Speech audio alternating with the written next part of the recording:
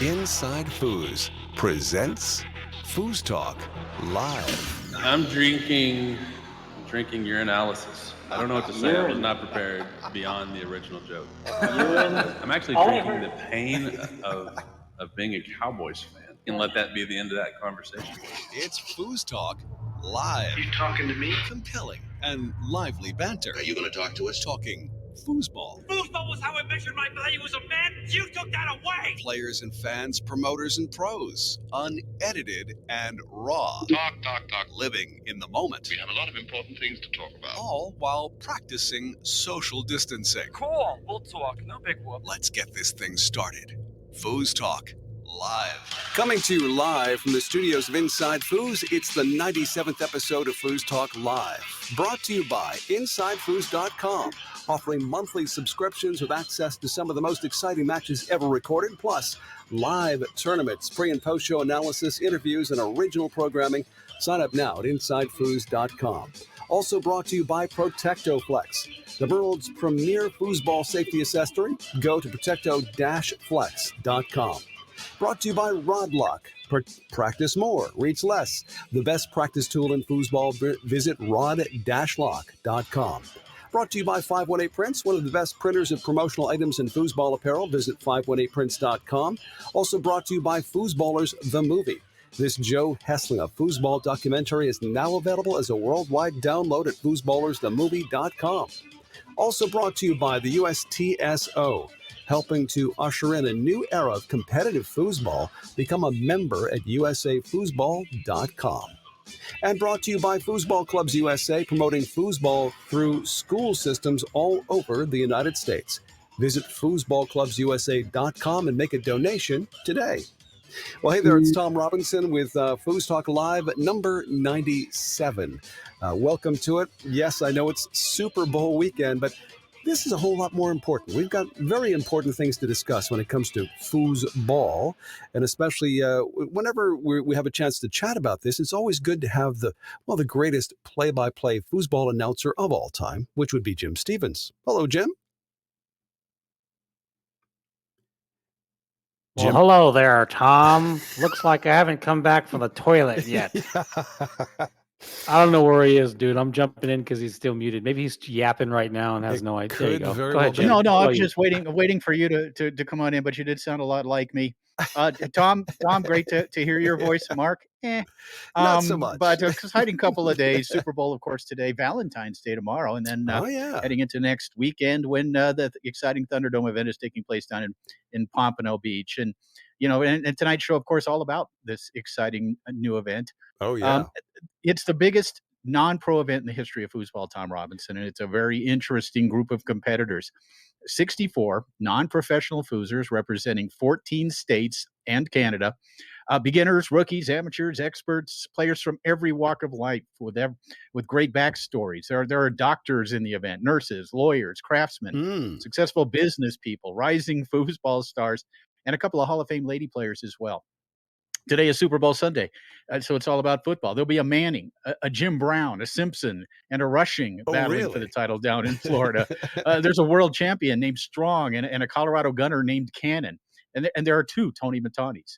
There's a Mr. Chance who has a chance.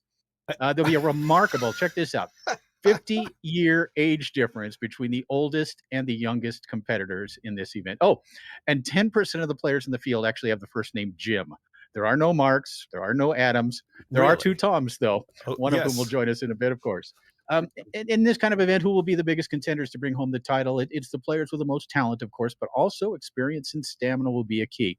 Tom, who can put their A game on the table the most consistently? Ball in, ball out, forward, goalie, singles, draw, designated, whatever it is. Who can do it ball after ball, and that's who's going to end up being the champion. Of course, we're going to bring it all to you. All the inside stories, all the biggest matches live at InsideFoos.com next week and across all of the Inside Foos platforms. Tom and Mark, I know you're out there as well. It's going to be a blast. It's remarkable how your ability to just recount all this stuff right off the top of your head is just remarkable, Jim. Well, I reviewed the lists a little earlier on, and that's what came out the other end of it. Yeah. So to speak. Be careful of our innuendos, if you pardon the pun. Speaking of innuendos, Mark, you're starting to pick up from Jim. All you got to do is nicely done, sir. All you got to do is take the last word you said and said, "Speaking of hairpin turns, speaking of Q-tips." Yeah. Speaking of, it's great. Yeah. It's awesome. Innuendo. That was pretty cool, Jim. I like that a lot. Yeah. That was unexpected. And Dr. Seuss, dude. Thing I love about this tournament. Thing I love about this tournament is that there are no masters and pros in it, and that's a special thing. I was listening, and we're gonna air a segment that was recorded by Jimmy Love, Keith Glenn, Luke Watson, and Tommy Brewer, where they did an analysis of the show. We're going to launch that probably tomorrow. Oh, and these guys who are from Florida that know everybody front and back, they have no idea. They have no clue who's going to win this event. It favors too many different types of styles of play, and you never know. And here's the variable I love about this event that Jim alluded to. There's a saying in jiu-jitsu. If you're a black belt in jiu-jitsu, you're a highly skilled fighter. But once you get punched in the face, your black belt turns into a brown belt. And if you get punched again, it turns into a blue belt. And so you get high-level experts, really strong experts, and they get like a hungry amateur in front of them, and we get to see if they're going to buckle for $5,000. We get to see if the amateur who's never been in that situation, like Todd Loffredo, for the first time in the finals of the 77 Worlds at 17 years old, can just lose his mind and disassociate and disconnect and just execute, versus the 40 or 50-year-old expert that probably was or should be a pro. We get to see who buckles in that moment. And this is it's so true. That's so true. Playing for this kind of money, it's like getting punched when you're a black belt in jiu-jitsu. You have no idea how you're going to respond. Yep. And most of these players, with a very few exceptions, have no experience in playing for this amount of money with this much pressure on. So that's really going to be a big part of the story. We're going to detail for you folks a little bit as we do our top five tonight. Top five players to watch next week. And that can include who we think the favorites are, or just interesting stories or whatever. So we're looking forward to delving into it and really getting into some names of people that we're going to keep an eye on next week. So it should be a great show. Could be some side bets placed on this. I mean, I think this is, now that sports betting is legal in 14 states across the country now, this could be a real generator. I don't know this to put a capstone on this. I'm not sure if it's legal in Florida or not. Oh, we had been discussing a Calcutta. And I guess we'll take I don't even know if we should be discussing it right now, because I think we really want to. We're really excited to do it in any scenario. So let's not oversell it. But right. No, I totally get that, and it is truly is remarkable because of the fact this kind of thing hasn't been tried for what 15, 20 years. No, it was designed in 03. 02 designed, 02 executed in 03 and 04. So it's been 20 years. Yeah, 20 years. So and it's better now because we didn't have Swiss back then. Right. So this event, you may be able to play with a third or half with and against half the field before you have to meet them in singles. So you get to learn and understand your opponent's games. Everyone should be a computer watching their opponents and their partners for weaknesses. Yep, for sure. And every single ball matters. That's another thing that makes this so exciting. And of course, this is going to be a theme that we're going to talk about all weekend long. We're going to bring you full coverage, folks, wall-to-wall coverage of this across all the platforms. Of course, you'll be able to watch it live at InsideFoos.com beginning Friday. And I know, for one, I am excited to get together with you guys. The A team, the broadcasting team is going to be down there. Of course, Keith Glenn, who has been doing such a great job for us, will be competing. Mm-hmm. But me and Adam and Mark, unfortunately, Tom can't make it, but the three of us are going to be there to bring all of it to you. And I think Mr. Tony Spreadham is going to be popping his head into the Inside Foos booth as well. Very cool. Which should be really interesting to hear his insights from where he sits, right? Looking at these players, most of whom he knows, and kind of giving his insights into what it takes to win a title like this. And for those who don't know, this is being held in 26 Degree Brewery, which brings to mind. What Jim and I like to do right about this time is to reveal our favorite IPA. There we are. It's Super Bowl Sunday. Yeah. You're hanging out. What is it you're consuming? Well, I've got a good one tonight. But before I let you know what my beer is tonight, I've literally received dozens of emails and messages over the last few weeks talking about how much people enjoy this segment. Yes. Whether they're IPA drinkers or not, they just like hearing about all the different kinds of beers so that many can be drank. So many. it's been dozens, well, maybe a little, maybe fewer than dozens, but not that much. Well, maybe a lot fewer than that. But still, a number of people have suggested that they do enjoy this segment. I know you do. I know I do. And all that matters, you guys. All that matters that you guys enjoy. That's all that matters.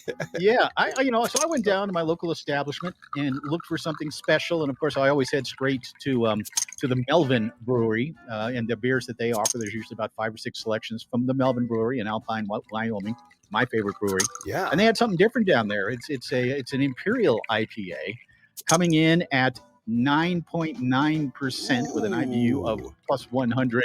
Yeah, it's called the 2x4. And it's sort of exploring its Viking heritage, is what they say. So apparently hops maybe originally came from Norway. But anyway, it's an interesting beer, very, very hearty. I'm going to have a sip now. My first sip right now. Oh, wow, that's interesting. It's different. Not quite what I expected. Not quite what you expected. But very good.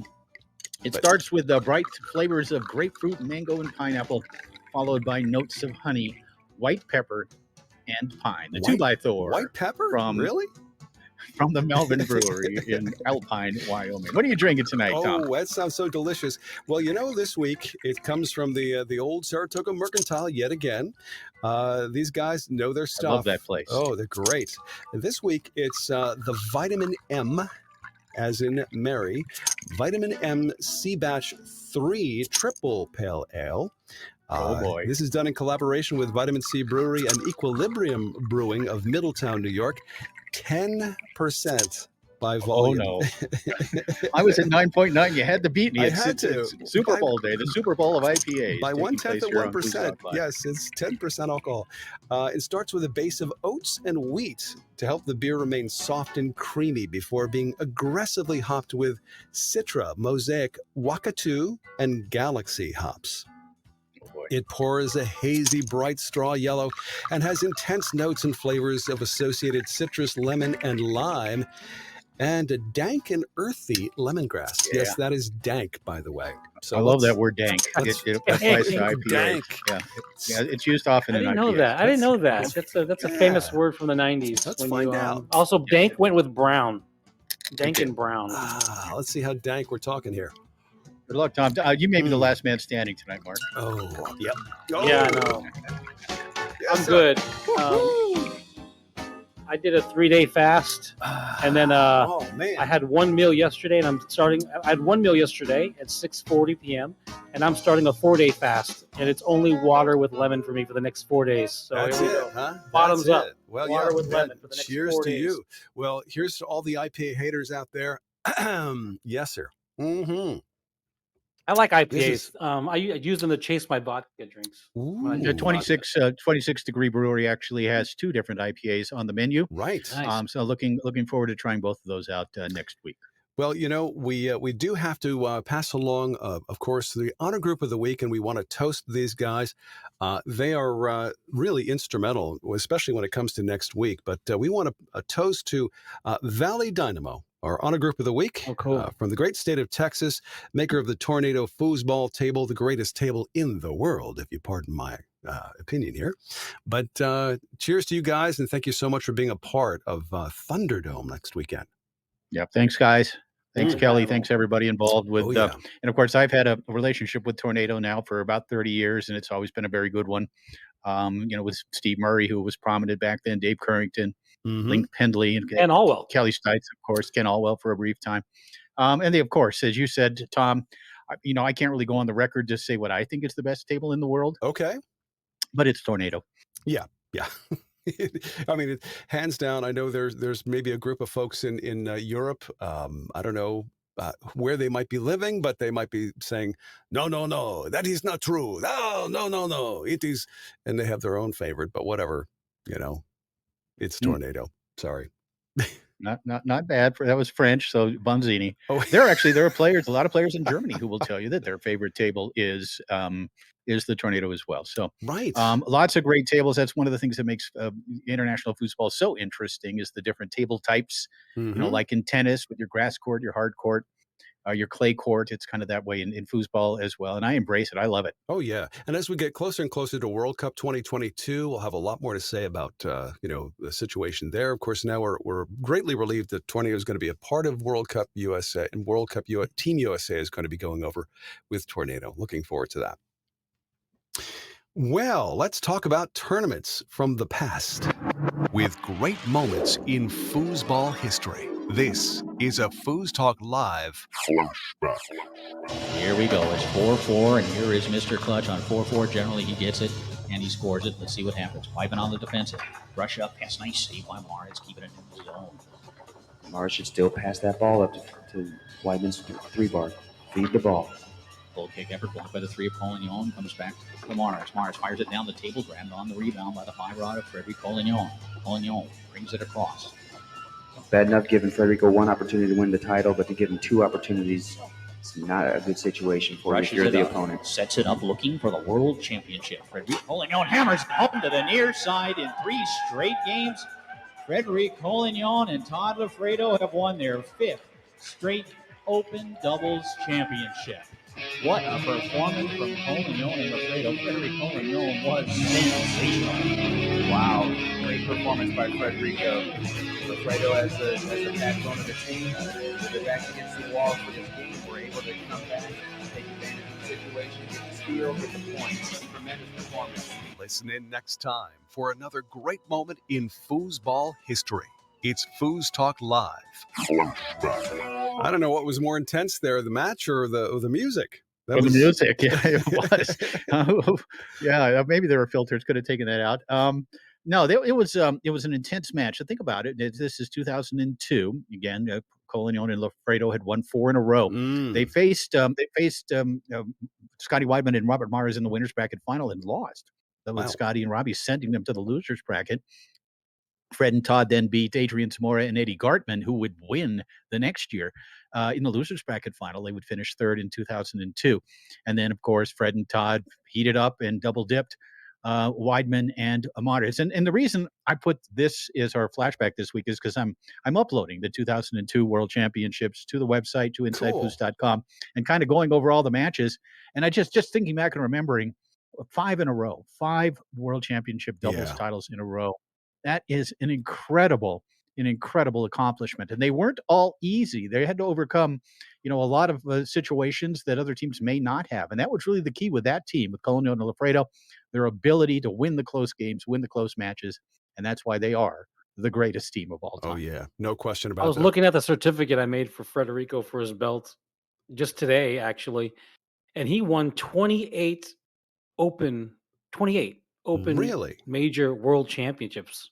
Oh. 28. And that doesn't count the Thursday and Wednesday and Friday draw and That's just on Tornado. 4-on-4. Tornado. That's Tornado. Yeah. And so he probably has won double that just in all the other crap he used to win at the Worlds. Goalie wars, forward shoot, all the nonsense.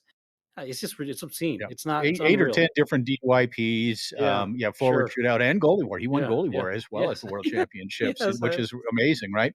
No question about it. And then, of course, on all the other tables, all the World Championship titles, it has to be well into the hundreds, which is just remarkable. And Fred has won more Tornado World Championships than any other male player. In fact, any other player, period.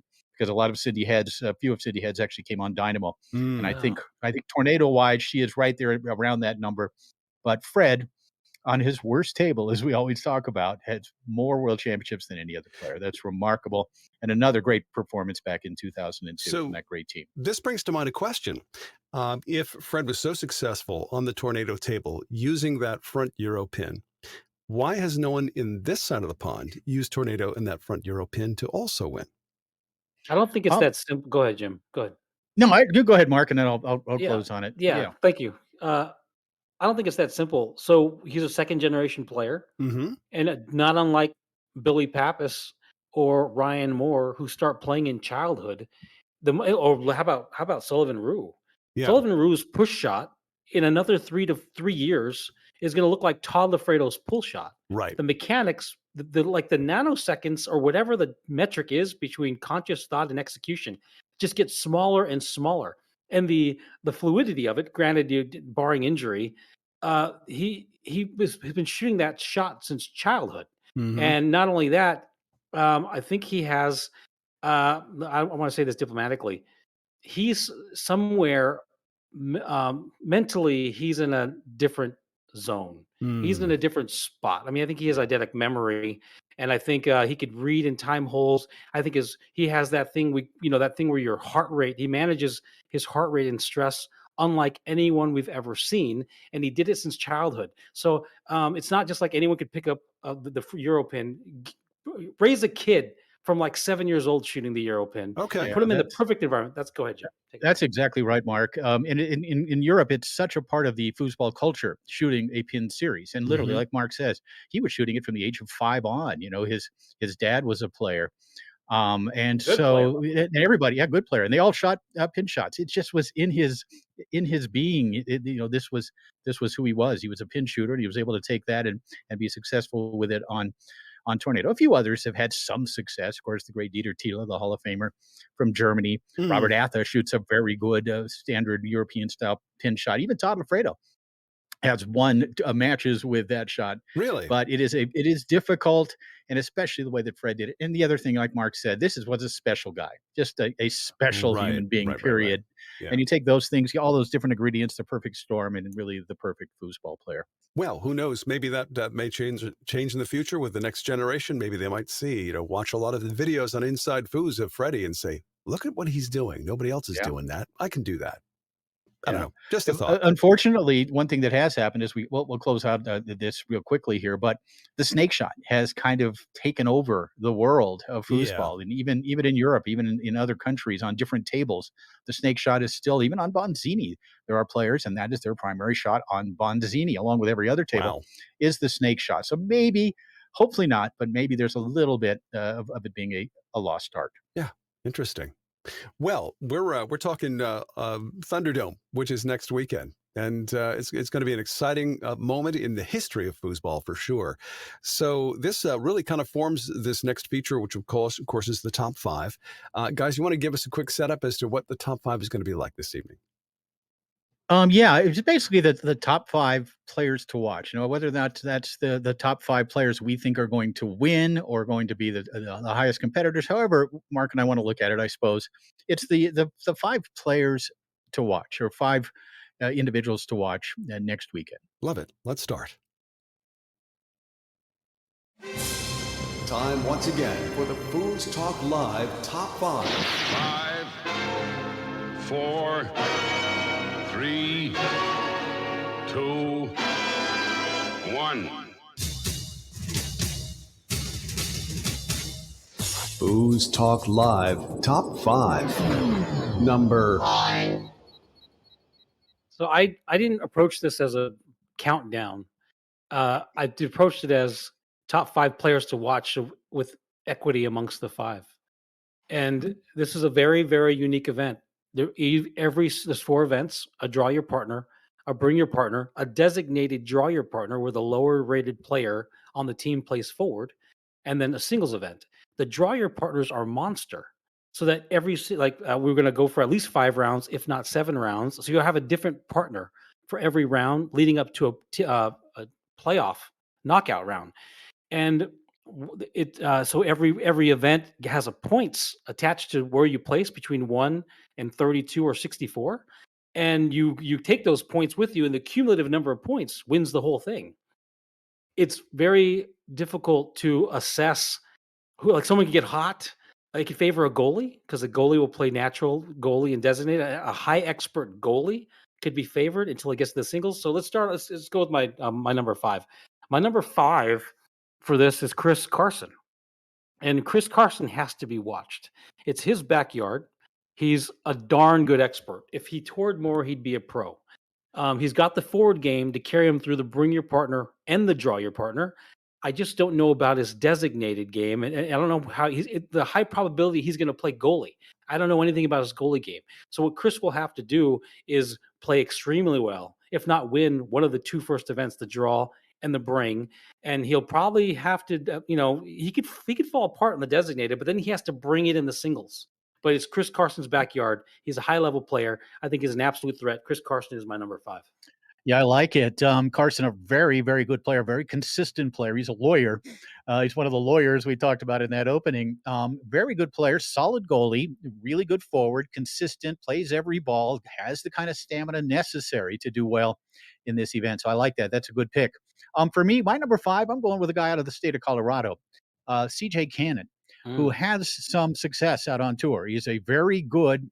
I was surprised he was still an expert, frankly, because he has won expert titles. He's won expert at Colorado State Championships, which is difficult to do. This guy is a gamer, right? He's coming out of the Front Range of Colorado. So many great players. That tournament scene they have there, very intense. You got to be good. You got to bring it. And this is a guy, and again, stamina. It's the one word you're going to hear from me quite often, who has the stamina to get through this, right? Who can continue to play, who doesn't, the game doesn't diminish as the weekend goes on. And I think CJ potentially, if he plays his game, if he stays focused, this is a player to be reckoned with, a guy that I very much think could finish in the top 5 at Thunderdome next week. So my number 5 out of the state of Colorado, the gamer, CJ Cannon. FoosTalk Live Top 5. Number 4. So I'm going to segue here a little bit. Not that I don't always do that, but I said that this particular event can favor a goalie. Lewis Cartwright won the Ironman Invitational in 2004, and it was because he dominated as a goalie, and he was fortunate that Tony Spreadman got eliminated in the singles in the second round by Adrian Zamora, by the way, and Lewis took second to Billy Pappas, won the event. But here's another variable in here. We talk about this event as though who's going to handle the stress? Who's going to be able to manage the challenges of playing for a high level, high cash value, high cash points and balls? There's a world champion in this event, an open doubles world champion in this event. His name is Mike Green, and he's been playing to bring your partners. And I don't think he's finished lower than third in the Tampa, which is arguably, I don't even know if it's arguable. It's where the best players in the world are right now. The last 4 weeks, I think he's taking a first, 2 firsts, a second, and a third. He's been playing with Tom Yor. Mike Green and he's got a hammer playing with him in the bring your partner, Evan McGregor. So Mike Green can do really well in the draw your partner. He could place top 3 in the bring your partner with Evan McGregor. And then it comes down to the designated. And he's probably going to be playing goalie. I mean, he's an expert player. So there's a high probability he's going to be playing goalie. Then he just has to win a match or two. This is where it gets hard. He's got to do something in the singles. If he doesn't win the bring, or if he doesn't win the draw your partner, he's got to do one of the singles. But he's a guy who could take in the top 5 places in this event based on his singles, on his goalie game, and because he knows how to handle stress. He is not going to bat an eyelash at another expert trying to score on him on match ball because he played open doubles with Johnny Horton, for crying out loud. You could put this guy in a fire playing an open doubles match. He's not going to have an issue with it. World champion open doubles playing in this event is an absolute threat to finish in the top 5. I got Mike Green in my top 5 here. Yeah, I like it. The experience factor certainly is big, and he is an excellent goalie. He's going to do well in open doubles with young Evan McGregor, no question. It's just whether or not he can, singles, whether he can hold up there. And he's kind of right in the middle of the pack. He's around that number 30 range. So whether he plays goalie or not, I guess remains to be seen in that designated event. I'm going to cheat a little bit here. Number 4 for me, it's the 6 women. Okay, there are 6 women in this field out of 50 players. I like it. Totally cheating. You've got 2 Hall of Famers. You got Liz Hill Moore, and you've got Christina Fuchs. 2 Hall of Famers, 2 excellent goalies as well. Mark Torres, right? Liz, of course, versatile, can also play the forward position really well. You've got another open women's world champion in the field in Maggie Strong, known as Maggie Dix back then, who won a world title in women's singles on Tornado. You've got Charlotte Ellis, talented player, originally out of Texas, now down in Florida. You got Daphne Wells, and you got Dana Brewer. It's going to be fun to watch these ladies compete, right? They're all really good goalies. They're all pretty good forwards as well. So it's going to be a lot of fun to see who the highest finishing woman will be next year. And again, you talked about these experienced players who will not blanch at any sort of situation. The money isn't going to influence it, the pressure. Certainly Liz Hill has been there. It's so many world championships, so many major titles, the World Cup, et cetera. Christina Fuchs as well. So I don't see them folding. And they're tough, they are smart, and they're going to do well in this event. So for me, at number 4, I've got the 6 women. You know, Jim, that was the safest thing you've ever done in your life. Cheating. FoosTalk Live Top 5. Number 3. I'll just say that, Jim, you could still run for mayor of Durango. Foosstown. With the diplomacy and politics of your answers. Fine. All right. I'm going to go with, we're at number 3, right? We're at number 3 right now? Yeah, I want to make number sure. 3. Okay. Number 3. There are people in this event that I'm not sure how they're in this event. Like Rick Eno, for crying out loud. Give me a break. Rick Eno has been playing pretty consistently since before the ball was round. Like the ball was a square back when he was playing foosball. He's been playing. He's 2974 points. I don't know how the hell this guy's an expert, but God bless him, he's an expert. And he's an absolute monster in this event. He's been playing forward and goalie. I think he just won the last Bring Your Partner in Tampa that Mike Green took 3rd. These guys are not goofing around. They've been playing their tails off. And I promise you, they're going after this money. Someone is going to walk away with probably $5,000. They're going to place high in all the 3 doubles events, may even win the singles and get the $4,000 prize. They're playing for $5,000 and they're paying $350 to do it. Rick Eno he's 2974. He's the highest rated player in this event. And these guys and gals are thinking, this is a last hurrah before I turn pro. Rick Eno will turn pro for the last time at some point. And he's thinking, before I turn pro, I'm going to take everybody's wallets out of their pockets and put their money in my pocket. So Rick Eno, who's a beast, is a scary, scary threat to do well all over the place in this event. Look out for Rick Eno to win this whole thing. Yeah, I'm going to move Rick Eno. I had him a little higher, but I'm going to move him here just so we can keep this and then to be expeditious a little bit. Yeah, cool. But Rick Eno has the best A game and the best resume of any male player in this event. 25 years ago, Rick Eno was a high pro, probably a master player. That's how good he was in what we call the second golden era. This guy was really good. Great 5, really good player, solid goalie. The only issue, Rick Eno certainly could win this event, no question. The only issue I have, he is a bit of advanced age, probably in the 60 range, right? Mm-hmm. It's the stamina. Can he maintain it all weekend long? His A game, of every player in this field, he has achieved the highest level of play and the best resume. He had some very high finishes in open major events on tour, including the World Championship. This is a guy probably, it's surprising that he's rated expert. He hasn't played in a while out on tour a whole lot, a little bit here and there. But so I guess it's understandable that they have an expert. But this is a guy that has a master mentality, and it's just a matter of whether he can sustain it throughout the weekend. So I'm going to move Rick Eno over just so I can talk about him here at number 3. Awesome. FoosTalk Live Top 5. Number 2. Like I said, I didn't order these. Rick Eno probably would be definitely higher on my list, and that says something. If this was about who has the best chances to win, but you did say something key, Jim. It's a Swiss event, and we're playing multiple rounds, and it is possible. It is possible that you play 13 matches. It's possible you play 13 matches on Friday of this event.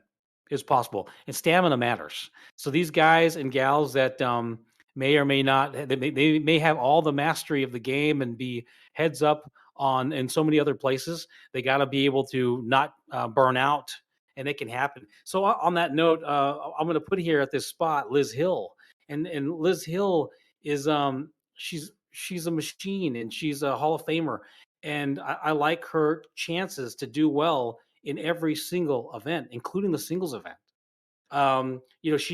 She's been around the block and she's played in gigantic matches. I think depending on her draws in the designated, and of course she has some risk in the singles, but the singles are Swiss too. And all it takes is for Liz to get hot. And if Liz gets hot, she's going to win those tight clutch balls. And it's not like she's aged. She's not going to be as affected as some of the other, like Mike Green is on the other side of it and Rick Eno's on the other side of it. But I like Liz Hill to be a threat in this event, so I got her at my number 2 spot. Wouldn't it be cool? And it certainly is possible for Liz or a woman player, and I think she's the most likely here. I think she is the strongest overall all-around lady player in the event. Wouldn't that be cool to see her win it? That would really be something. And again, yeah, she has seen it all. She's been there. She's done that. She is a really good goalie. She's a really good forward. So she certainly has a shot. Number 2 for me, again, I'm going to cheat a little bit. It's the kids. I really couldn't differentiate them. There's 2 talented players, Ethan Nguyen out of California, Evan McGregor out of Texas. These 2 young future stars. I think both guys probably are going to be playing for Team USA in the junior division over in France. 2 guys who have beaten players who have been playing far longer than them out on tour. And we watched Evan, of course, at the Bart O'Hearn last year really compete with Tracy McMillan on table number 1. Ethan, of course, had a great Colorado State event. And these are 2 players who could really do well. And 2 players that have pretty solid goalies behind them. You mentioned Evan, I think, playing with Mike Green. That's going to be great for him. And Ethan, if I'm not mistaken, is it Tom Mosher he's playing with? Yeah, he's playing with who Tom is Mosher. a tough veteran player, originally out of New York, now out of Southern California. Worked for Warrior all these years, and I think that's a solid team as well. Tom's going to be very good for Ethan. So these 2 kids, these 2 young men, both of them no more than, I don't think, 17, maybe 18 by now, but I'm thinking probably not. Who we're really going to keep a close eye on it. And stamina is not going to be an issue with these 2, right? They could play all day and all night, and that's not going to be an issue. It's just consistency that we're going to be looking for from these 2. The talent level there, the skill level there is there. The games are there. It's just how do they handle pressure, and can they put their product on the table each and every ball? But it's going to be fun to watch. I have number 2. I have Ethan Nguyen out of California and Evan McGregor out of Texas. FoosTalk Live proudly presents the top 5. Number 1.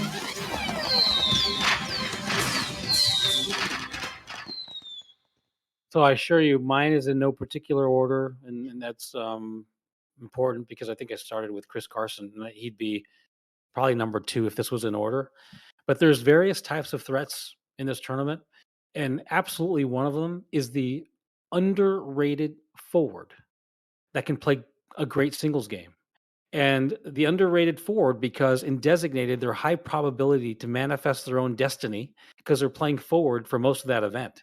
And so, an amateur who's got a great singles game, who's like doing well in expert events, becomes a serious threat. And you combine that with youth, and then whatever thing that happens with fearlessness when you're young and you're kind of like, what the hell? I don't know what I'm doing. I'm just doing it. That whole thing is a dangerous property.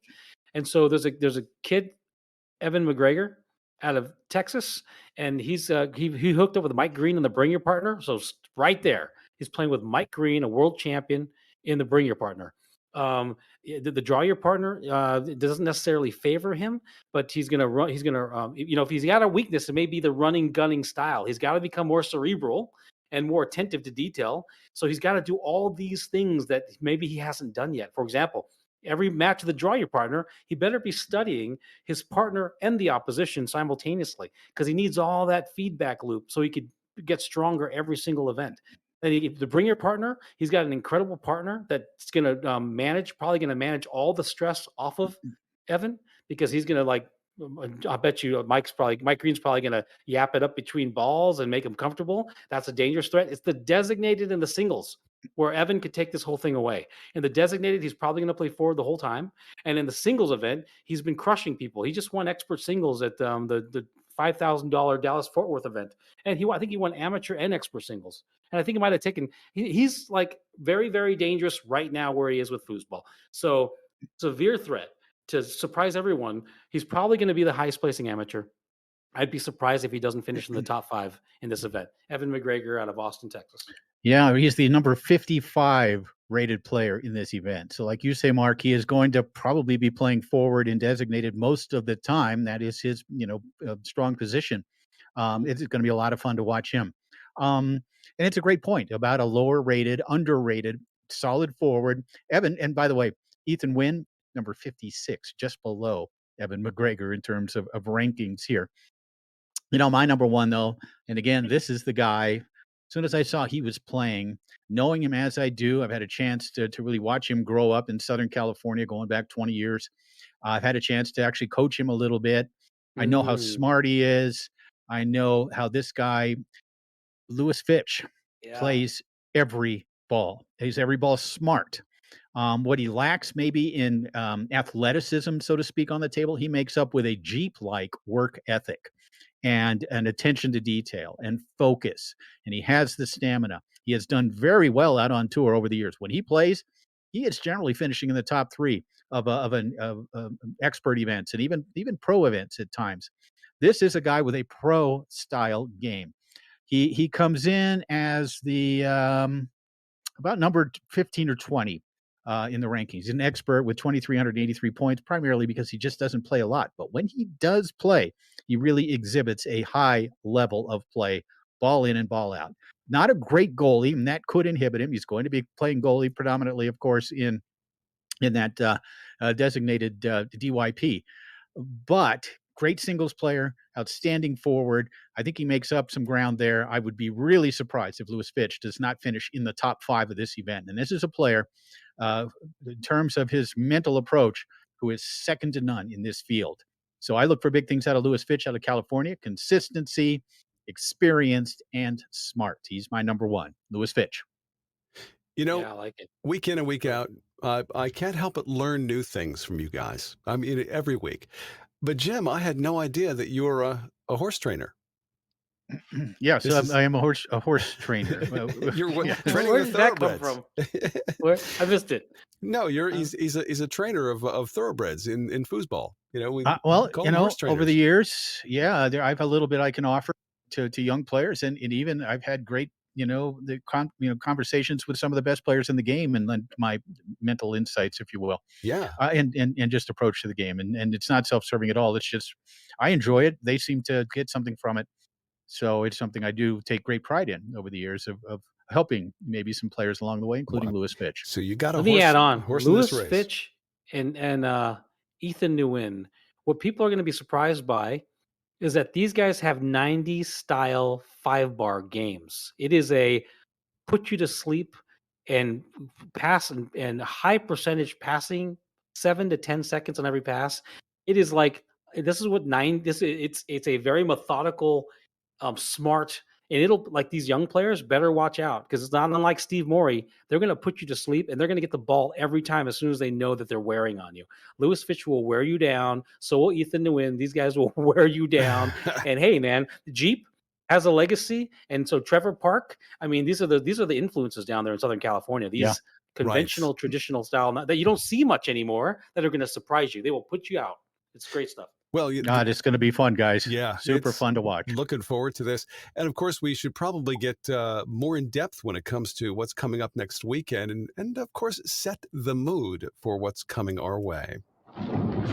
Like an unstoppable force of nature, the ultimate foosball crucible, the Thunderdome Limited Foosball Tournament. Yes, the 18th through the 20th at Pompano Beach in 26-degree brewery. It's going to be unstoppable fun for the entire weekend. So anything before we welcome our promoter on? Mark, Jim, you want to set the scene? Bring these dudes on. These guys are competing. Yeah. I mean, who do we have? We have Bill Chance and Tommy Brewer joining us. Maybe. Yes. Yeah. Let's get these Tommy, guys in here. Tommy, man. are you with us? Welcome to FoosTalk Live. It's great to have you along. Are you ready for this? What's going on, guys? Am I audible? You are audible. You're audible. You are Awesome. Mm-hmm. Yes, I'm ready. Kind of. Kind of. You are definitely odd, and you're full of bull. Nice to hear from you, Tommy. And you're looking at this from a couple different points of view. Obviously, you're helping to promote the event with the South Florida Foosball Club, but you're also competing next week. And I had a list. Kind of had Mark an honorable mention list that I kind of wanted to go over. And I have Tommy Brewer on that list. Tommy's got a really strong game. I have him on there. I have a couple of New Yorkers, Scott Sweeting, Scott Ramsey, Craig Simpson. Fire. Craig Simpson, another really good player. Olivier Levesque from up in Canada, solid player. Again, a guy Greg, who plays Greg Rushing. Greg Rushing out of Wisconsin. 29-26. The wrong Quebecois. The wrong Yeah. Quebecois. It's not Olivier Levesque. It's Olivier Laundry.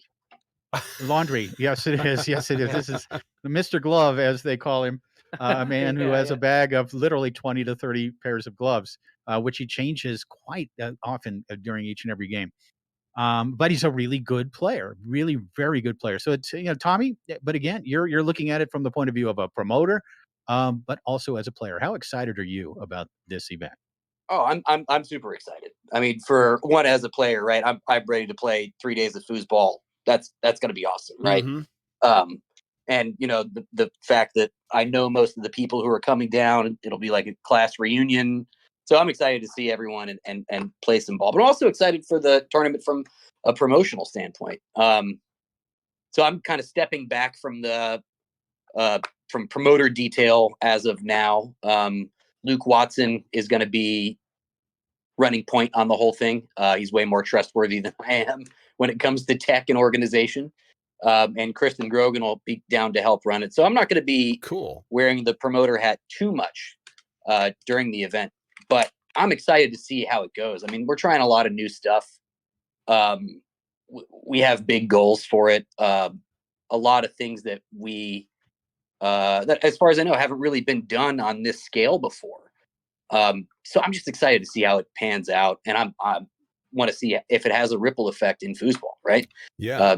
Some other people might do some similar things. I mean, Tom was talking about maybe doing something up there. That's great. Yeah. Let me come play at it, right? Like, sure. No, let me come play at a tournament that I don't have to put together. I'm down, take it, run. But yeah, hopefully we just put some positive changes out there and maybe give some other promoters some ideas of what can be done with this game. And this could be contagious. It could be catching all over the country, which would be very nice. So, Tommy, just give us an idea from a promoter standpoint, even though you're not doing as much of that this time. What is the greatest risk in doing a new kind of event like this? So the greatest risk, I think, right, is always failure, right? Sure. To say, hey, I've got a really good idea. Everyone, let's try it out. And then, we're a club, right? We're a collective down here, where no one owns the tables. No one makes any money off of it. Whatever we make goes back into the club. So when I have an idea, or in this case, when I adopt Mark's idea and convince people, hey, look, this is worth doing, and I pitch it and I sell it and I get a group of people together and they're going to put it on, right? That's the risk is, people's time, their effort, their energy, their love for the club is kind of the capital that I, as a promoter, spend, right? So that's a huge risk. Sure. Absolutely. Everyone down here, there will be 20, 30 people volunteering at this thing. Some of them not even playing in the tournament. And I want them to have a good time. I want it to be successful for them, So do you feel there's a limitation when you've only got 64 players allowed to compete? Is that a limitation or is that an advantage? I think it's a great advantage. Okay. But it depends on what your priorities are, right? Like, right. In what sense would it be a limitation? Well, right. Maybe we don't make as much money as we could have if we made it, if we doubled it, tripled it, quadrupled it. Right.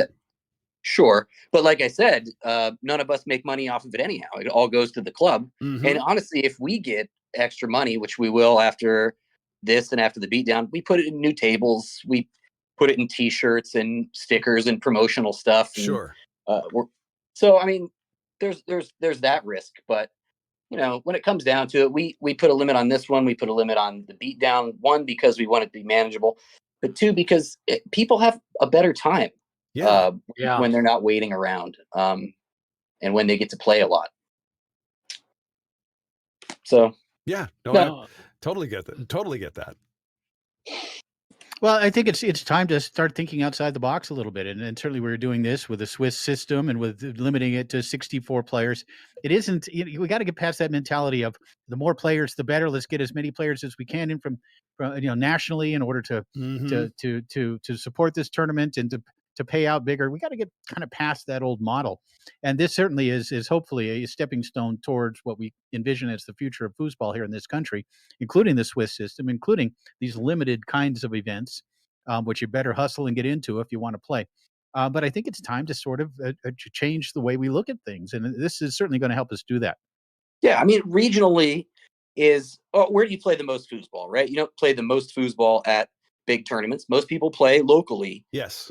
maybe regionally, that's what needs to be built. That's where the focus needs to be. So like in Florida, so we're going to have in Florida, our club's doing the Thunderdome, and then we have Florida State's, and then we have the Beatdown. That's 3 pretty big size tournaments in our region. Sure. In 5 months of each other. And then we're also planning a Florida regional championship between Orlando, Jacksonville, Tampa, and South Florida.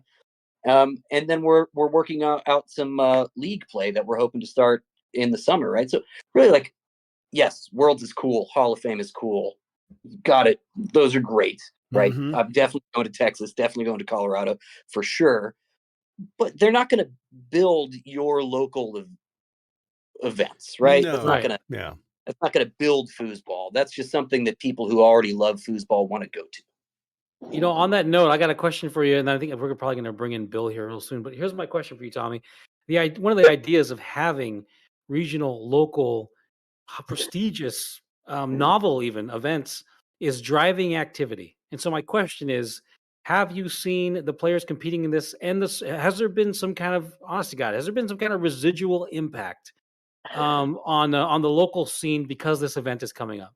Oh yeah, we have players who are meeting up for the past couple of weeks and doing practice sessions. Cool. I've even done it, right? I'm not much of a practicer for the most part, but I've even gotten together with my partner for the Bring and gone over some stuff with and worked out a game plan. So it does drive excitement. And even aside from that, we've had the flyers up and word of mouth, and people have been talking about it. We've just had people coming up, new players who want to play in our local draw who've been like, "You guys are having a $15,000 tournament? That is cool. Can we come watch?" Like, hell yeah, you can come watch. Sure. Definitely watch. Yeah, cool. And then when Tuesday comes around the next week, come back and play. And like that's what we're about, is developing, right? Tampa has an awesome base. They just keep going. We didn't have much of a base. We're focusing on building one. I want to say that I'm trying to put a jersey order together. Every Florida State's, our whole club gets jerseys made, and we all go up with matching uniforms. Cool. I think it looks like we're up to like 42 people from our area that'll be going to Florida State's. Really? 5 years ago, that would have been 3, maybe 4 people. Wow, that's awesome. Yeah. So, seriously, our club's done a lot of good work as far as local promotions and building a foundation for it. So I'm happy with it and very proud of those guys. Tommy, what else can you put as far as your motivating local players to come out? What's happening? Are you doing any kind of beginner nights? What's going on? So we occasionally do like a split tournament where let's say the higher skilled players play their own tournament, and then the beginners play a separate one. Mm-hmm. And then finals at the end of the night, the top 4 higher ranked players will play with the top 4 lower ranked players. Love it. And I guess so, like a pro-am finals. Yeah. We're also really beginner friendly all around. One of our biggest rules is if you know what you're doing and you're a good player, be nice to beginners. Right. Yeah. Don't be a jerk. Be cool. We've had to ask people to leave for that reason. Oh. Because we make stickers, we make T-shirts, we make hats. We put floats in the holiday parades for the foosball club to try to get people out. No way. And build the base. And so the last thing you need after you're doing all that effort is to have some grumpy pro or grumpy expert yell at a new player on their first night, and then they're gone, right? Like, yeah. And we see that everywhere you go. We had that happen here in the 5182 at one time or another. But that to me, especially when you've got players who are really, really good, that can be very intimidating. Even if somebody's just standing there watching and wondering, gee, what are you guys up to? And then they watch what the level of play and kind of go, never mind. Never mind. Our tournament format is pretty conducive to having fun anyhow. Okay. We run a monster for the most part. Yes. And it's pretty steeply handicapped in favor of lower ranked players. I mean, now the higher ranked players generally still end up coming out on top. Oh, sure. But everyone feels like they've got a chance. Yep. I think that's what's important, is if it's a fun game, right? Like, and people want to play it, if you can convince them that they have a chance to win, and they actually do have a chance to win, and sometimes they do, they'll keep coming back. Yeah. Yeah, the Swiss system, right? We've talked about it here at FoosTalk Live for now almost 2 years. And obviously, we are proponents of it. We love it. We've experienced it. We've experienced it in Europe, where it's sometimes 300 players, right? The biggest tournaments in this country that have used the Swiss system have always been warrior events, and usually it would be 50 to 60, maybe 70 players. There's going to be 64 players playing in the Swiss system. People are going to get a chance to not only play it and experience it, but to see it at InsideFoos.com, kind of watch it in action. Hear Mark and Adam and I explain it. But have you guys, in working, of course, with Modern Foosball, have you guys gone through and sort of done some test runs of the Swiss system? The way it usually works, you have your early qualification rounds, then you get a little bit of a break for dinner or lunch or whatever before we go to the elimination rounds. And all of that has to be considered. The timing of it, the execution of it has to be considered. What have you guys done to prepare for the Swiss system next weekend? Well, okay. So if my inbox between Luke and Mark is to be believed, pretty much all that's been done by either of them in the past 2 weeks is running possibilities on the program. They've done a lot of it. As far as the details go, I've actually kind of tried to step back from the actual format, given that I am playing in the tournament. I don't want to have too much input or even knowledge, right, of how it's going to be run. I don't want there to be any question that, oh, well, Tommy, I'm not saying I'm going to win, but I'm definitely going to win. And when I win, I don't want anyone to be like, well, of course Tommy won it. It's his tournament. So let me take over for Tommy. Yeah, Mark. Very, very intentionally on everyone's part, including excitedly by Tommy. He has not been privy to a lot of the detail. He's extracted himself from it, and really hasn't. It's to maintain the integrity of the competition. And so what Luke and I have done is hours and hours of mock drafts to make sure the integrity of the system works out, and we're highly confident. I mean, we are a week away from the event, and we feel like everything now is just minor details and small things. So to answer your question, Jim, the tournament starts at 2:30 on Friday, and there really is no true break because it's going to go straight through on Friday. But the tournament starts at 3:00 on Saturday. So whatever you want to do, party, go run on the beach, whatever the heck you want to do, we start at 3:00. It is an endurance test. So we're not really taking advantage of natural breaks. We're actually doing the opposite for this event. The strength of the Swiss event, as you've experienced it in Europe, is having hour breaks for dinner or lunch or whatever, and taking. We are going straight through, man. We're going straight through. Wow. We want this to be an endurance test, and as much as a test of wills and physical ability. Sounds like it's going to be an endurance test for us announcers as well, which is great. Can't wait. Yeah, we have brewery and food, right? There's a catering trucks outside, man. So. And to 3:00 on Saturday, and certainly we're going to spend the first half of that day at the beach. And anybody who is in the neighborhood, just come down and have a good time. Even if you can't play in the event, come on down and check it out. It's going to be an amazing weekend of foosball, no question. Yeah. Luke, by the way, should probably be on this call. He could not make it. He's sorry. It's Super Bowl Sunday, so he's probably passed out. Super Bowl Sunday. There is 44 seconds left in the game. The Rams are leading 3-20. The Rams came back? I muted myself so I didn't scream when they scored that touchdown 30 seconds ago to take the lead. Wow. Yeah. I'm a Rams guy, folks. I'm an LA guy. You all know that. Yeah. That's okay. Good for you, Jim. Good for you. Yeah. Glad to hear it. We'll see. Cincinnati's driving. Yeah. Well, let's bring in our new guest, Tom. Who's our well, of course, we want to bring in promoter player Bill Chance. Bill, thanks for joining us on FoosTalk Live. It's wonderful for you to join us, and we're looking forward to seeing you next weekend. Hey guys, thank you for having me. Can you hear me? Oh, absolutely. What's happening in your part of the world? Oh, I'm just kind of sitting here listening to you guys do your thing while I've got the game on in the background. But no, I'm super excited to be joining you guys at Thunderdome next week. Tommy's events are just fantastic. I'm probably going to make him blush a little bit, but every town needs a Tommy Brewer. They just do. Yes. His events are like the Coachellas of foosball, in my opinion. They're just fantastic. That's a great So, analogy. Rams just won the Super Bowl, by the way, folks. Oh, just like that. Congratulations. 3 points. Wow. Thank Just you, like Bill. that. Yeah, thanks, Bill. And Bill, the one thing, Bill, of course, who will be competing next week. Bill, also a promoter in Oklahoma. But Bill, you're going as a player. Now, when you heard about this event, that you could go down and play as a non-pro, spend a little money to get into it, but potentially win a lot of money. How excited were you about getting to compete at an event like this? to get to play for big bucks with no pros involved, man, I wouldn't miss it. I'm so sick of getting my butt kicked by those bullies. I love the No, I'm honesty. just kidding. Of course, I love those guys, and you know what? I really kind of should add that as we're speaking right now, I'm kind of a you might say former promoter. I was the guy doing most of it all in Oklahoma, but Tommy Adkinson bought all my tables about a month ago, and yeah, he just.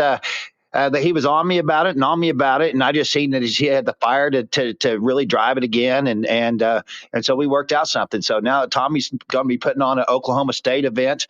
I think they've contributed down there. They're one of the promoters giving away a prize package. Cool.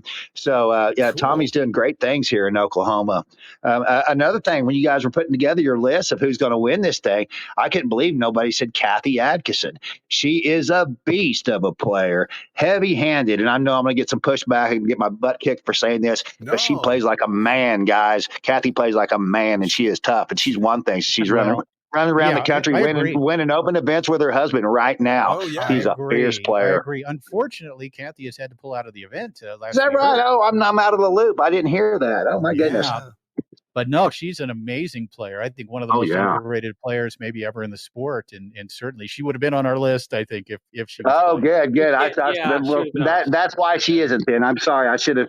I'm sorry. I wasn't up to speed on that one. Problem. A lot of people aren't up to speed. We're going to send a message out to everybody. Tommy's probably going to do that soon, aren't you, Tommy? Send a letter out to people. Well, everybody can breathe a sigh of relief that they don't have to play Kathy, because I love Tommy and Kathy both. I really do. They're fantastic. But yeah, she's really tough. They sure are. So tell us a little bit about your partner, Bill. Who's your partner? Oh, my partner. I am bringing a true beginner. Awesome. Yeah. Lovely. Yeah, her name's Brooke Nafee, and she's a fantastic girl. She's a lot of fun. She's excited to be learning to play foosball, and she's gonna come with all the fire. Don't underestimate her. So that's awesome, man. I didn't know who. I've never heard the name before, and I think it's I know she's a local new player, and I'm trying my best to do some rapid coaching. That's awesome. Oh, man. I just want to tell you that I appreciate you bringing out a beginner to this event. I think we're going to, one of our goals is to provide the best experience, the best customer experience. We try to do Steve Murray the honor of creating an environment where a true beginner can have an exceptional time, win or lose, mind you. But she's competing with maybe a handful of other beginners for $200 and 20. Hold on, it's 7 packages. Wow. 7 packages. So she has a menu of which tournament she wants to go to play for at no charge. So, no, thank you for bringing a beginner, Tom. I think I cut you off. Did you have a question for Bill? No, actually, I was just going to remark that Bill comes from Oklahoma, and what kind of a scene do we see there in the state of Oklahoma? What's happening near you, Bill? Well, you can come to Tulsa and get all the butt kicking you want. Nice. Tommy and Ryan Moore both live here, and then besides that, there's a lot of Trad Powell still lives here, plays every now and then. There's been a lot of great players come out of this town. Kevin Keator is one, as a Hall of Famer. Kevin's recovering from a stroke he had about a year ago, but up until that point, Kevin was still playing real tough foosball. Tony Owens has been playing good foosball for the past couple of years now too. He's had a little hot streak. He just moved up to pro. There's when the movie Foosballers first came out, we were one of the first towns that the movie stopped in, and we've had a great rejuvenation of the sport here in Tulsa in the past 4 or 5 years. I feel very fortunate to have been a part of that and helped along in some ways, and I'm even more excited to see where it's going now that Tommy and his wife and Tony have two gun promotions is what they're calling it, and I look forward to them. I hear they've picked up 2 more new locations to put tables here, and wow, they're just booming with it, and all the best in the world to them. Absolutely. Do you get out every week to play? Most weeks, I got to tell you, I gave up Wednesday, Friday, and Saturday night for about 4 years with rare miss, and so for for about the past 2 or 3 months, I've been working on other projects, shall we say, but have not abandoned the game, and look forward to seeing you guys next week. Very cool. Yeah, if Bill doesn't want to play, I think he could sit in the booth with us. He's pretty verbose and well spoken, and I know he knows the game very well. So, Bill, you have a future in broadcast media as well if you ever stop being a full-time player. But again, the state of Oklahoma has such history, and I know you're a part of that now, getting a glimpse at that. But that's one of the other things about this event. While the bulk of the players, I think, are probably from the state of Florida for obvious geographical reasons, there are 14 different states and another nation represented. You're getting players from the West Coast, from Oregon, from California, from New York, from Michigan, from Illinois, from Wisconsin, Texas, Colorado, Georgia, North Carolina, Tennessee. I mean, it's going to be a lot of fun. This is going to be a tour event of sorts, but different than what we're used to. Obviously, as you said, Bill, you were looking forward to not having to play against those pro players and to be able to play for big money and to play against equal competition or similar competition. But that's one of the neat things about this. And thanks to Tommy and, of course, Mark and everybody who helped put this together, it really is a national event, but it's one of a different kind. And so thanks to everybody who helped put it together. And Bill, I know if I were in your shoes, if I was looking at going to compete, man, I'd be looking forward to this, getting to play under these kind of conditions and situations where every ball is so important. As a competitor, that's really got to get you fired up, doesn't it? Oh, absolutely. I wouldn't miss it for the world. It's going to be a fantastic opportunity for a player to go down there and compete. It's going to be a great event all the way around. Tommy's done a fantastic job, as are the other promoters down there of getting Valley Dynamo to sponsor this thing. Is that correct? Do I understand that? That's correct. It just everybody's just gotten on board to make this thing just keep growing day by day, and so I can't wait to see what the reality of it all is and get there and be a part of that. So Bill and Bill, Tommy, did Bill and Tommy just give me an idea? What do you think about the team names? Now, first, Bill, what's your team name? We are the Hippie Snakes. Love it. Hippie Snakes. It's one of my favorites, by the way. And Tommy, what's your team name? Oh, I have an R-rated team name. We are Brian Costello and I are balls deep. Still better than my wife's team name, which I won't say.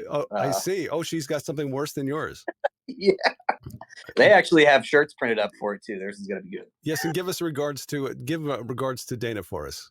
Yeah, I tried to convince her to get on and say a couple words, but she just looked at me like I was crazy and then told me. All right. I don't really get the R-rated part of that. I'm always trying to hit those balls deep into the goal. No question about it. You haven't seen our logo yet, then. No, I haven't, and maybe I don't want to. But I always, one of my favorite team names when I was a young player, and of course back on the TS tour back then, everybody had a team name. One of my favorite was "Suck My Dink." But anyway, and it's just a team name, and basically it was all about hitting the short side of the goal.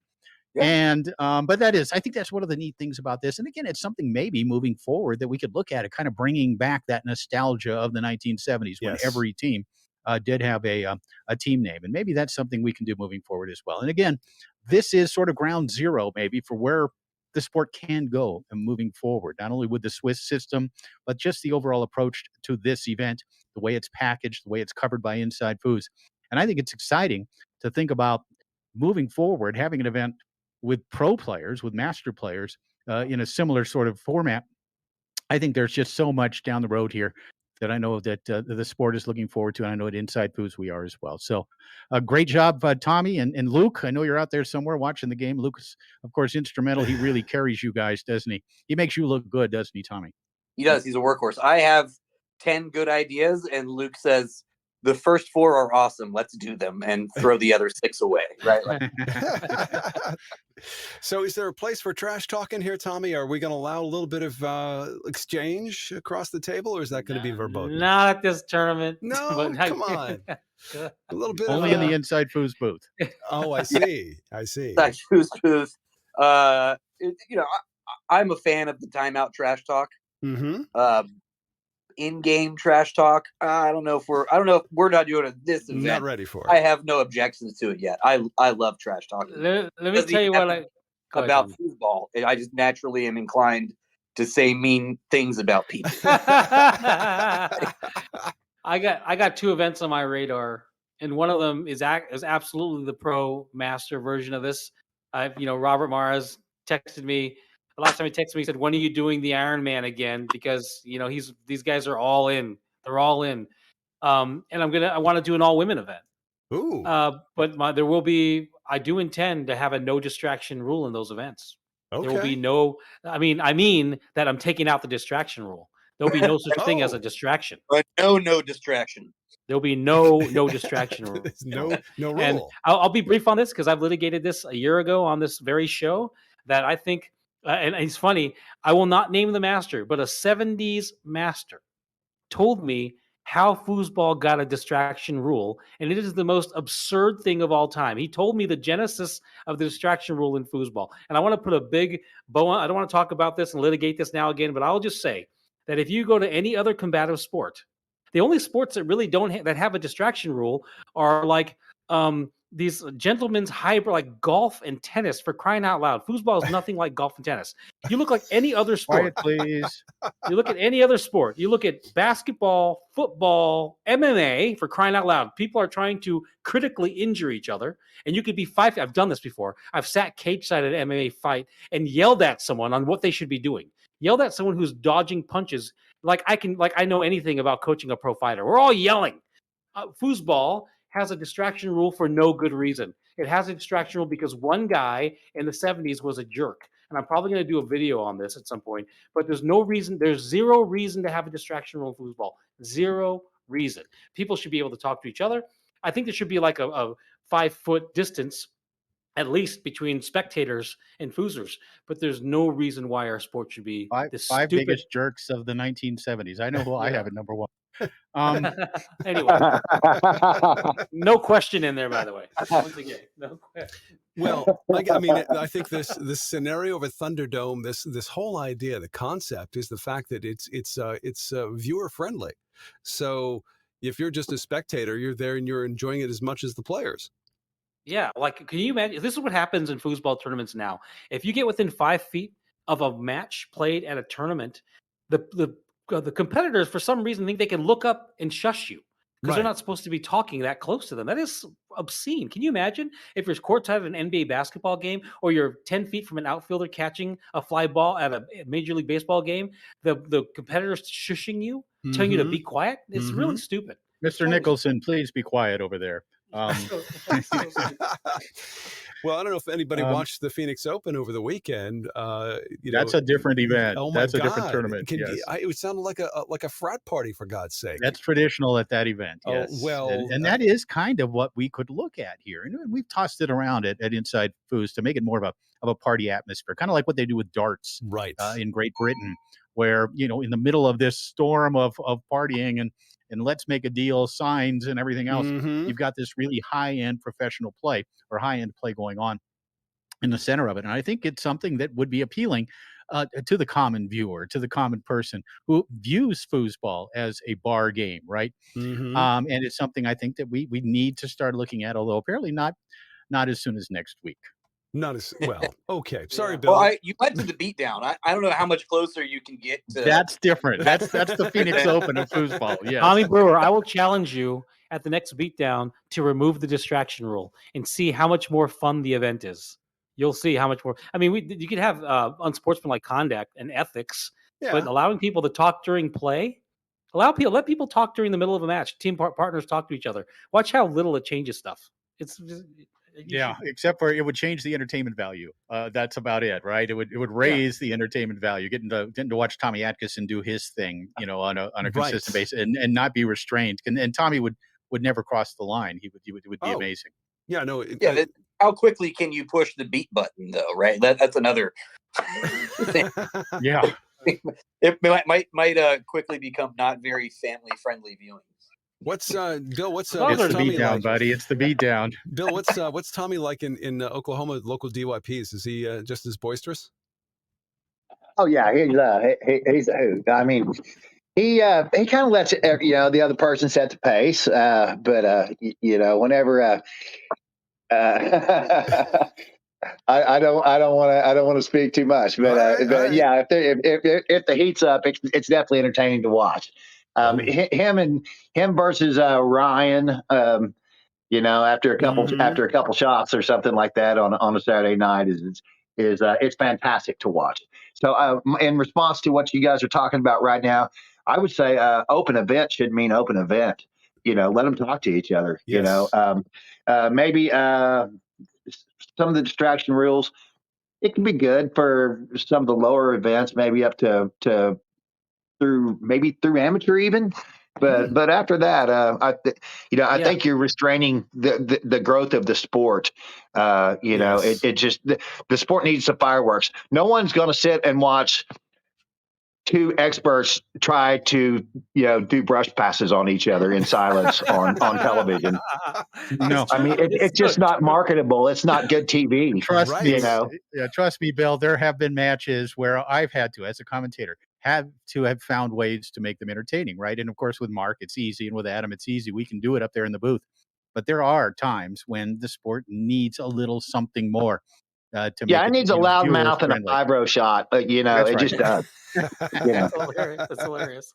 I think it's a good point too about up to amateur.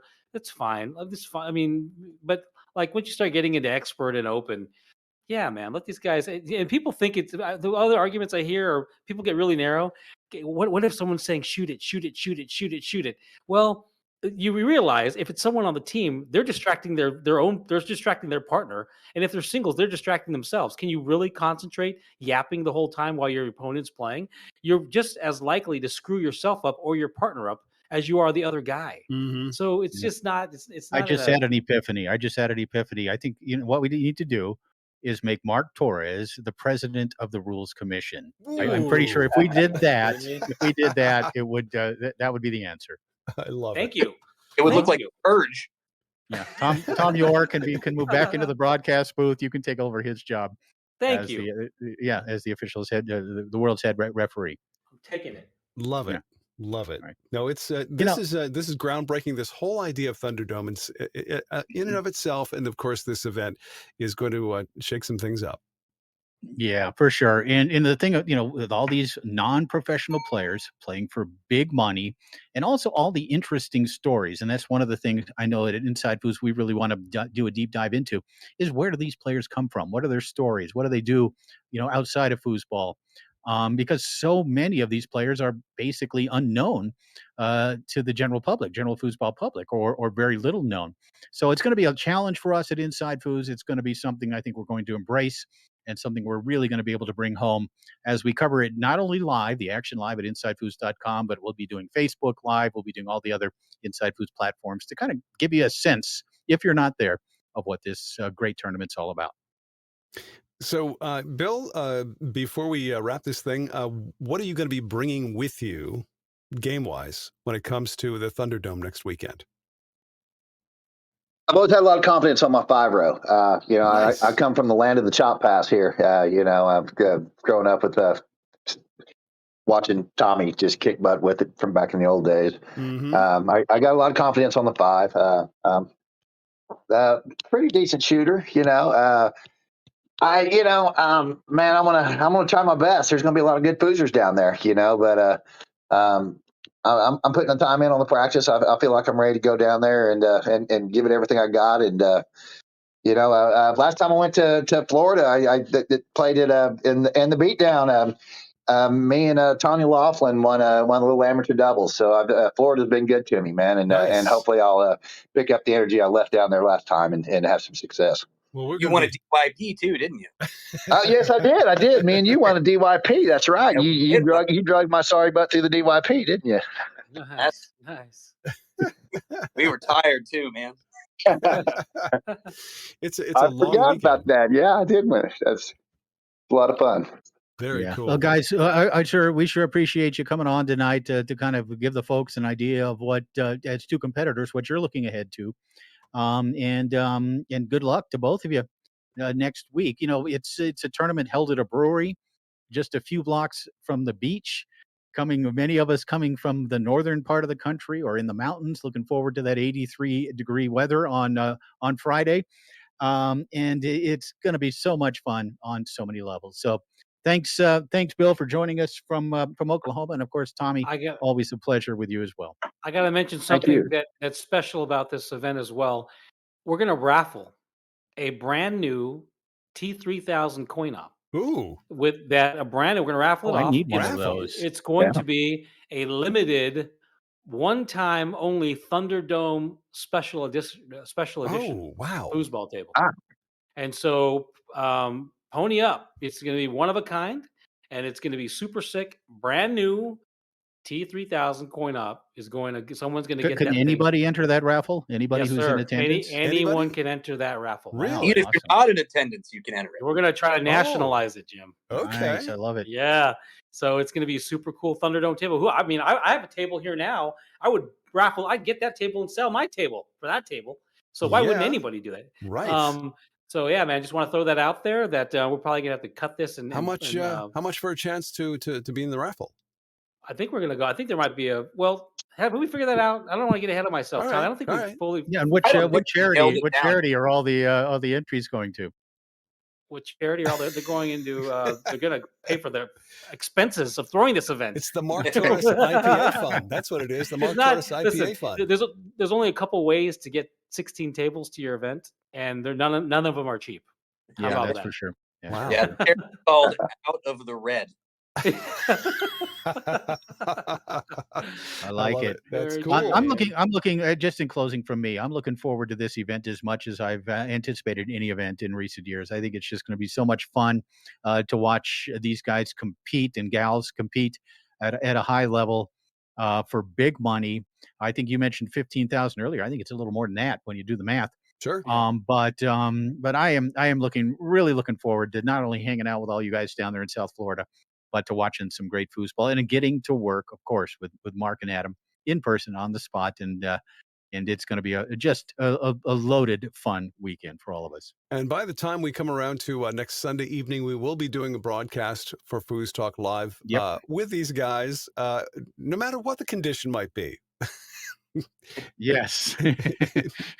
No matter what. We will have an IPA of the week, in the day, in the hour, in the minute. Listen, man, it's a brewery. I'm going to be having IPAs, and that won't be to my chagrin because I don't have a problem drinking IPAs. I'm a vodka dude, but I'll be drinking IPAs all weekend at this tournament. By the way, very cool. So how's it going? Very cool. Yeah. Well, Bill, thank you so much for joining us. Tommy, man, knock them dead next weekend. Both of you guys, I hope you do really, really well in the tournament. Awesome. Thank you very much. Can't wait to see you guys. It's going to be cool. Very cool. See you Thursday, dude. Awesome. Bye, y'all. Well, it's later, guys. I think we're ready. See you guys. Yeah. So yeah, this has been great. I got to say, to the makers of Vitamin M, they are now on my top 2 favorites IPAs. Wow. Yeah. Now that's saying something. Yes, Good. it And is. you just had one, I presume. Just the one. I just had one on this end as well. It can be dangerous. 10%. Whoa.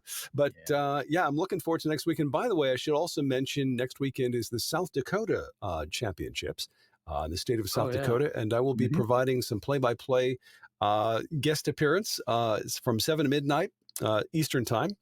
for Inside Foos. So people are going to be doing a little channel surfing, huh? Going back and forth between the two events. I love that. Yeah. Great tradition of foosball in South Dakota. I have just one thing in closing.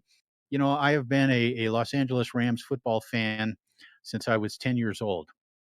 They moved to St. Louis for 25 years, which was difficult for a Rams fan. Then they came back. Tonight, the Los Angeles Rams won their first ever Super Bowl. Ooh. I thought, And if you do the math, the St. Louis Rams won one back in 1999. Kurt Warner. I was thinking Kurt Warner. Okay, yes, good. but that was St. Louis Rams. This is the first one ever as a Los Angeles Ram again since I was 10. Do the math. That's a long time. Yeah. 70 years. Holy shit. 70 years. So finally, I've got a Super Bowl, guys. Oh, congratulations, good for you, man. That's great, man. Really I'm cool. really happy for cool. you. Yeah. I didn't have a dog in the race. I'm happy. We beat your dog in the NFC Championship game. I didn't. Even then, I'm not loyal list anymore. What is your dog in the race, by the way? Do you 49ers? The San Francisco no. 49ers. Let me tell you my story. I grew up a 49ers fan, but when they changed ownership and Eddie DeBartolo left, I realized that my loyalty was to an imaginary concept, and then I just decided I hate all. There's no loyalty for me to any sport, anything. No loyalty, zero. Ouch. So nothing. Why does this not surprise me? But anyway, I'm sitting here not only enjoying a great show tonight, but also enjoying a Super Bowl victory. When I had it on, I was watching it the entire time here out of the corner of my eye. But really satisfying for a Los Angeles Ram fan. Right. Really happy for you, man. Really Very happy. cool. Hey, Mark, I will see you Friday, and let's hang out. Let's do our thing. Let's bring the folks a great karaoke show. Friday night, dude. Karaoke Friday night. Ooh, it's happening. Oh, let's get some recordings of that, Jim. Get the phone warmed. Friday night karaoke, foosball all weekend, the beach, in a brewery. What could be better? Can I say you guys suck? That's all there is to it. It's gonna be amazing. Gonna be amazing. Tom Robinson, as I used to say on The Price is Right, come on down. Well, I'm waiting for somebody to buy the ticket. I mean, but anyway, it's we'll have to make it next year. But I'm looking forward to nonetheless getting together with you guys next Sunday for FoosTalk Live. If there's anything left of you. But yeah, just to let you know, we do have a new feature now here at FoosTalk Live. Every week, we're going to give you the latest update as to what's happening when it comes to foosball tournaments. We want to remind you, if you'd like to get on the FoosTalk Live Foosball beat, you too can put your tournament up here. Just give us a shout at info@foosballradio.com. With that, we will be back next Sunday with FoosTalk Live, taking it live from Pompano Beach, Florida, with these clowns on FoosTalk Live. Thanks for tuning in. Foosball tournaments are everywhere. FoosTalk Live proudly presents a weekly update of the events near you with the FoosTalk Live Tournament Beat. Here's what's up. We're just days away from the Thunderdome Limited Championship, February 18th through the 20th at 26 Degree Brewery, Pompano Beach, Florida. The South Florida Foosball Club and Inside Foos want to thank the following sponsors for the Thunderdome Limited: the Digital Defender at foosfit.com, the Future of Foosball with foosgadgets.com, manage your tournament with modernfoosball.com, reach less, practice more with rod-lock.com, featuring 6 pounds of metal. Get your trophies from trophysmack.com.